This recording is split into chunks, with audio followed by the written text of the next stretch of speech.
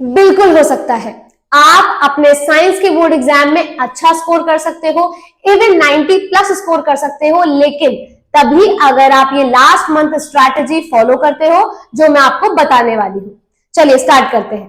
पहली चीज आपको क्या याद रखनी है? एनसीईआरटी। आपको पता है कि सीबीएसई अपना जो भी पेपर बनाता है वो किस पे बेस्ड होता है? एनसीईआरटी पे। तो सबसे पहले आपको क्या करनी है? एनसीईआरटी। अच्छा, एनसीईआरटी में क्या क्या करना है?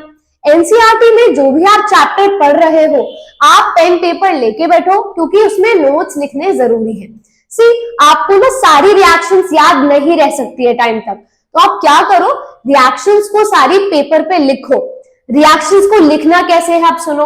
अगर आपने सिर्फ पीबी लिख लिया तो वो आपको याद नहीं रहेगा यार कि पीबी किसके लिए स्टैंड कर रहा था। तो आप क्या करो, जो भी आप रिएक्शन लिख रहे हो, जो भी सिंबल्स लिख रहे हो, उनके नीचे वो किसके लिए स्टैंड करता है वो लिखना जरूरी है। फिर दूसरी चीज, अगर आपको अपनी रिएक्शन को और इंफॉर्मेटिव बनाना है तो क्या कर सकते हो, आप जो भी रिएक्शन में पीपीटी देख रहे हो, जैसे मान लो कोई भी रिएक्शन थी उसमें मेरा पीपीटी बना, तो आपको क्या कर देना है, जो पीपीटी बना है उसमें डाउनवर्ड एरो लगा लो और वो पीपीटी किस कलर का बना है वो मेंशन कर लो। उससे क्या होता है, आपकी रिएक्शन इंफॉर्मेटिव बनती है और आपको याद करने में आसानी होती है।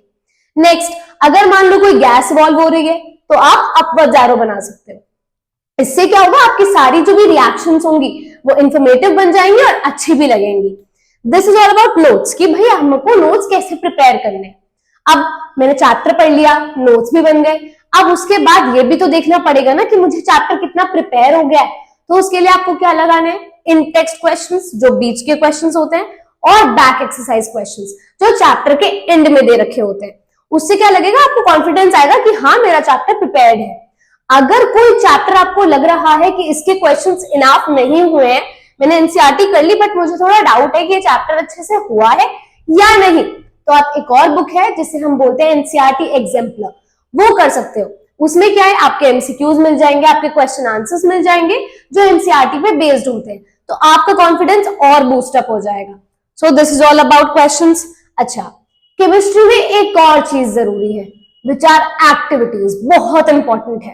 एक्टिविटीज में जो भी प्रोसीजर किया, जो भी ऑब्जर्वेशन था और जो कंक्लूजन था, तीनों चीज आपको याद रखनी है, क्योंकि कंक्लूजन पे डायरेक्ट क्वेश्चन सीबीएसई आपसे पूछ लेता है।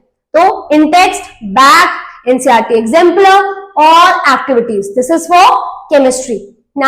Now comes bio.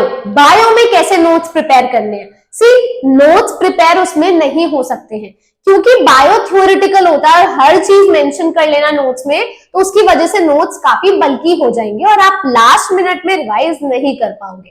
तो आपको क्या करना है, वो चीज याद ही करनी पड़ेगी। जो चीजें बायो में आपको याद नहीं रह पा रही हैं वो चीजें मेंशन अपने नोट्स में कर लो। और आप फ्लो चार्ट भी बना सकते हो, जैसे ब्रेन के पार्ट्स हो गए, उनके फंक्शंस हो गए, डाइजेस्टिव सिस्टम में जो भी खाना जा रहा है, कहां कहां से जा रहा है, उसमें कौन सा एंजाइम बनता है, कौन सा जूस सेक्रेट हो रहा है, वो सब उस चार्ट में मेंशन कर सकते हो।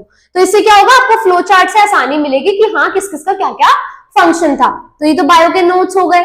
अब बायो का चैप्टर पढ़ लिया, फिर से आपको क्या करने हैं, इन टेक्स्ट क्वेश्चंस, फिर बैक क्वेश्चंस, हो गया। डाउट है, एनसीईआरटी एग्जाम्पलर कर लो। अच्छा, इसमें भी मैं बता देती हूँ, जैसे केमिस्ट्री में एक्टिविटीज इंपॉर्टेंट थी, आपकी बायो में भी एक्टिविटीज इंपॉर्टेंट है। और दूसरी चीज भी इंपॉर्टेंट है, डायग्राम्स। डायग्राम्स बहुत जरूरी है। हो सकता है आपको डायग्राम्स बनाने को आ जाए, हो सकता है लेबलिंग करने के लिए आ जाए कि बताओ कि इस डायग्राम में जो चीज मेंशन है ABCD, ये किसके लिए स्टैंड करती है और क्या फंक्शन है। बनाने के लिए बहुत सारे डायग्राम्स इंपॉर्टेंट है, जैसे आपका ह्यूमन एक्सक्रीटरी सिस्टम हो गया, आपके रिप्रोडक्टिव सिस्टम्स हो गए मेल और फीमेल के, तो ये जरूरी है। लेबलिंग में बहुत सारे डायग्राम्स जो आप नेग्लेक्ट कर देते हो वो भी आ सकते हैं। जैसे आप स्क्रीन पे ये डायग्राम देख रहे हो, इसमें आपको लगेगा कि ये डायग्राम इंपॉर्टेंट नहीं है इतना, बट ये लेबलिंग के लिए आ सकता है। तो आपको याद रखना है, डायग्राम्स करो लेकिन लेबलिंग के साथ आपको याद रखने हैं। सेकेंडली, ये किवाला डायग्राम भी दिख रहा होगा आपको, ये डायग्राम भी बहुत इंपॉर्टेंट है। इसमें पिछली बार आपसे एमसीक्यू पूछा गया था इसी डायग्राम पे, तो डायग्राम को आपको ऐसे याद करना है कि अगर एमसीक्यू आए तो वो भी आप अटेम्प्ट कर सको। This is all for notes, diagrams, questions and exemplar. तो ये हो गया बायो, कि बायो ऐसे प्रिपेयर होगी। Now comes physics. अच्छा, फिजिक्स लगता है बच्चों को बहुत टफ है, ऐसा कुछ नहीं है। आपको फिजिक्स कैसे प्रिपेयर करनी है, आपने पहले बुक पढ़ ली, आपने बुक से नोट्स बना लिए। नोट्स कैसे बनाने हैं, फिजिक्स में आपको लिखने हैं फॉर्मूलाज। अगर आप फॉर्मूला लिख भी रहे हो तो उसमें भी वो फॉर्मूला में जो सिंबल है वो किसके लिए स्टैंड कर रहा है और उसकी एसआई यूनिट क्या है, ये भी लिखना है, ताकि आपको ना बहुत सारी चीजें एक साथ याद हो जाए। एसआई यूनिट्स अलग से नहीं, उस फॉर्मूला में ही याद कर लो आप। जैसे अगर मैं बताऊं V is equal to I R, जो बहुत बेसिक फॉर्मूला है इलेक्ट्रिसिटी का, तो उसमें ये किस लॉ के लिए स्टैंड करता है और V किसके लिए स्टैंड करता है, I किसके लिए, R किसके लिए, इनकी एसआई यूनिट्स क्या है। ऐसे करके अगर आप अपने नोट्स बनाओगे तो आपको हेल्प मिलेगी लास्ट मिनट रिविजन में। तो ये हो गए आपके फिजिक्स के नोट्स। आपने उसके बाद इन टेक्स्ट कर लिए, फिर बैक एक्सरसाइज कर ली।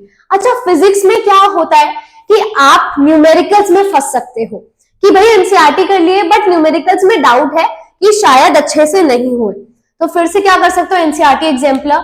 अगर आप एनसीईआरटी एग्जाम्पलर से भी खुश नहीं हो कि नहीं यार मुझे कोई और बुक भी देखनी पड़ेगी, अगर आपके पास टाइम बच रहा है तो आप कर सकते हो एस चांद।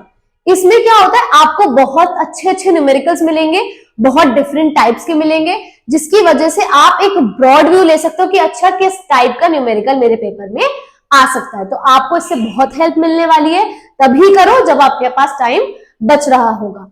तो फिजिक्स में ये हो गया आपके नोट्स, आपके इंटेक्स, आपके बैक, आपके न्यूमेरिकल्स और आपके फॉर्मूलाज।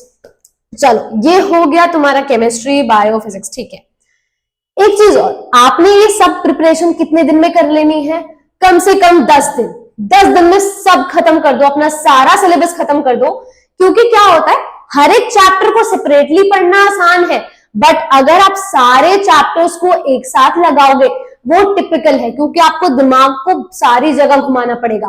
तो उसके लिए आपको क्या लगाना है, सैंपल पेपर। ऑब्वियसली आप सैंपल पेपर करोगे तो आपको कॉन्फिडेंस आएगा, ठीक है मेरी स्पीड भी अच्छी हो गई और मैं अटेम्प्ट भी कर पा रहा हूं सारे क्वेश्चंस जो बिल्कुल एक साथ आए सारे चैप्टर्स के। तो इससे क्या होगा, आप जल्दी जल्दी आप बोर्ड में जब बैठोगे तो आप नर्वस नहीं होगे अगर आप सैंपल पेपर करके गए हो। अभी से एक एक सैंपल पेपर रोज लगा के देखो। आप पहले 10 दिन में प्रिपरेशन कर लो, फिर उसके बाद सैंपल पेपर लगाना शुरू कर दो। एक चीज और, एग्जाम से एक दिन पहले कोई सैंपल पेपर मत करना, क्योंकि हो सकता है जो सैंपल पेपर आप उठाओ वो हार्ड हो, तो आपका सारा जो भी आप इतने मोटिवेट हुए हो सबका सब निकल जाएगा, वो सब डिमोटिवेट हो जाओगे। इसीलिए आपको एक दिन पहले अपने जो नोट्स बनाए हैं सिर्फ वो रिवाइज करके जाना है, नो सैंपल पेपर। इतना टाइम जो अभी बच रहा है पेपर में, 20 फरवरी को आपका पेपर है, तो जो भी टाइम बच रहा है आप उस टाइम में अपने नोट्स, अपने सैंपल पेपर्स लगा लो और लास्ट डे पे no sample paper. So this is all about your last month strategy. अगर आपको कोई भी डाउट है, कोई भी क्वेरी है स्ट्रैटेजी से रिलेटेड, आपके चैप्टर से रिलेटेड कुछ भी डाउट है, तो आप मुझे कमेंट्स में लिख सकते हो। I personally guide you end of course all the best. आप अपना ध्यान रखो, हेल्थ का ध्यान रखो, नर्वस मत हो, प्रिपरेशन हो जाएगी, बहुत अच्छे से हो जाएगी। All the best and good luck for your exams.